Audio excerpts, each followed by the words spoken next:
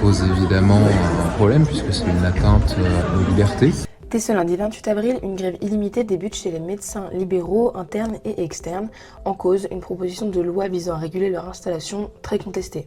On voit très bien à l'international, il y a certains pays qui ont essayé de faire la même chose, notamment l'Allemagne, qui ont mis en place un conventionnement collectif. Juste, les personnes ne pouvaient plus s'installer en zone surdense, mais ça n'empêchait pas qu'elles ne s'installaient pas en zone sous-dense. Donc ça réglait absolument pas le problème. On a eu le même exemple en Norvège et j'en passe. C'est une proposition de loi qui ne permet pas vraiment de régler un problème. Le problème, c'est la pénurie de médecins de manière générale.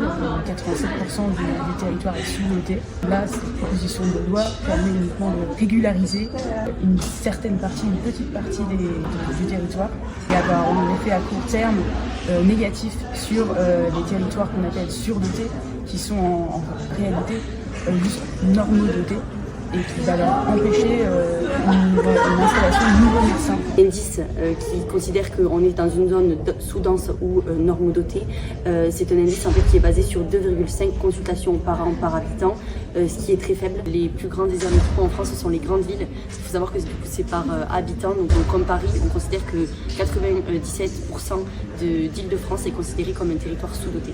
Ce que ça va aussi faire, c'est rendre moins attractif l'activité libérale, augmenter le nombre de médecins qui vont rester en pratique hospitalière.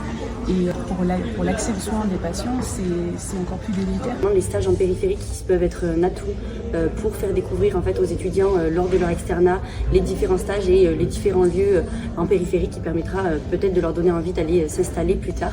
Et également l'idée d'un guichet unique pour les jeunes médecins qui viennent s'installer pour avoir une facilité à s'installer et être guidés en fait, lors de leur installation. Nous permettent de faire revenir également tous les médecins français qui sont partis à l'étranger.